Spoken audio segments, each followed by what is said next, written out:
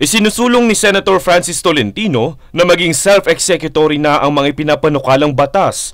Hindi na natin kailangan ng IRR. Ginawa na ng Kongreso, ng Senado ang batas. Bakit papagawin pa natin yung mga agency na hindi naman mambabatas na gumawa uli ng bagong batas? Ibig sabihin nito, may papatupad na agad ang mga batas at hindi nakakailanganin ng Implementing Rules and Regulation o IRR.